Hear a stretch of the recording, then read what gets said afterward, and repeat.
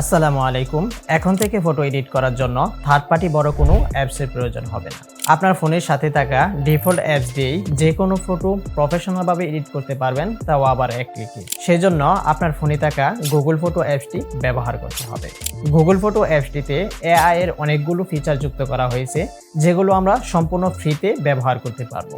Google ফটোতে নতুন AI ফিচারগুলো ব্যবহার করার জন্য প্রথমে গুগল প্লে স্টোর থেকে গুগল ফটো অ্যাপসটি আপনারা আপডেট করে নেবেন। অ্যাপসটি আপডেট করার পর এখান থেকে আপনারা গুগল অপশনে চলে যাবেন। তারপর এখানে গুগলের প্রত্যেকটি অ্যাপস রয়েছে, অ্যাপসের ভিতরে গুগল ফটো অ্যাপসটি পেয়ে যাবেন। গুগল ফটো অ্যাপসটিতে আপনারা ক্লিক করবেন। তারপর এখান থেকে লাইব্রেরিতে ক্লিক করে যে কোনো একটি ফটো আপনারা এখানে সিলেক্ট করে নেবেন।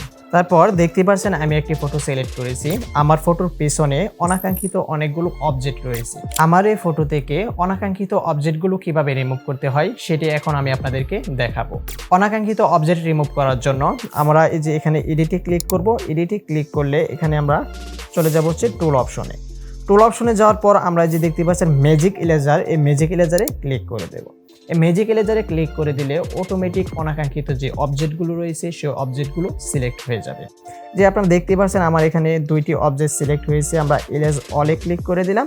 ইরেজ অলে ক্লিক করে দিলে দুটি অনাকাঙ্ক্ষিত অবজেক্ট আমার এখান থেকে রিমুভ হয়ে গেল। তারপরও দেখতে পাচ্ছেন এখানে কিন্তু একটি অনাকাঙ্ক্ষিত অবজেক্ট রয়েছে, সেই অবজেক্টটি এখন আমরা এখান থেকে রিমুভ করব।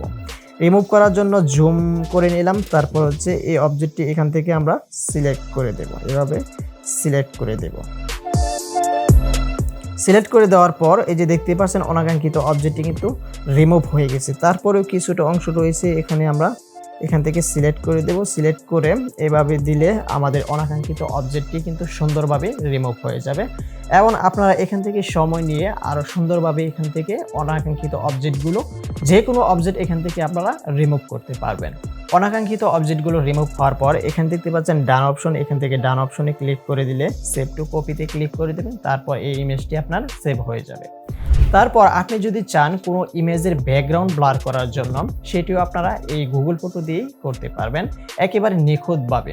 ব্যাকগ্রাউন্ড ব্লার করার জন্য যে কোনো একটি ইমেজ আপনারা সিলেক্ট করে নেবেন। তারপর এখানে আবারও আপনারা এডিটে ক্লিক করবেন।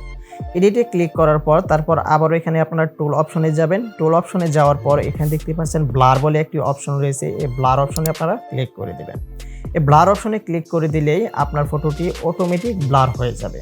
এই যে দেখতে পাচ্ছেন আমাদের এখানে যে ফটোর ব্যাকগ্রাউন্ডটি রয়েছে, ব্যাকগ্রাউন্ডটা কতটা ব্লার হয়েছে আমি আপনাদেরকে দেখাই। এখানে 100% দেওয়া আছে। আমি যদি 0% করাই দিই, পূর্বের অবস্থায় আমার ইমেজটি ছিল এরকম। তারপর আমরা যদি আবার পরবর্তীতে আমাদের ইমেজটি এরকম ব্লার হয়েছে। অর্থাৎ যে কোনো ফটোর ব্যাকগ্রাউন্ডকে একেবারে নিখুঁতভাবে আপনারা ব্যাকগ্রাউন্ড ব্লার করতে পারবেন। ফটোর ব্যাকগ্রাউন্ড ব্লার করার পর আপনারা ফটোটি জাস্ট ডানে ক্লিক করে আপনারা সেভ করে দেবেন। তারপর স্ক্রিনে আপনারা একটি ইমেজ দেখতে পাচ্ছেন। এই ইমেজের যে আকাশের রংটা আছে, সেই আকাশের রংটাও আপনি চাইলে একেবারে নিখুঁতভাবে চেঞ্জ করতে পারবেন এক ক্লিকে।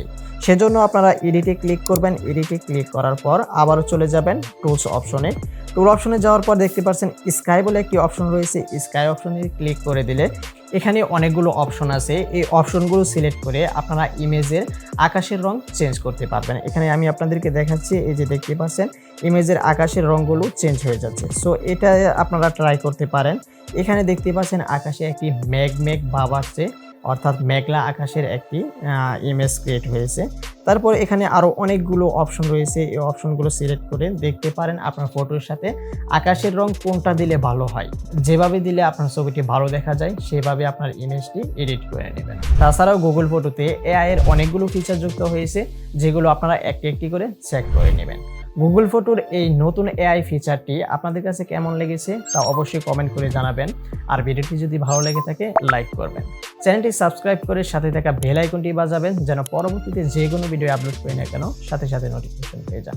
আজকের মতো এতটুকুই। দেখা হবে পরবর্তী কোনো ভিডিওতে। আল্লাহ হাফেজ।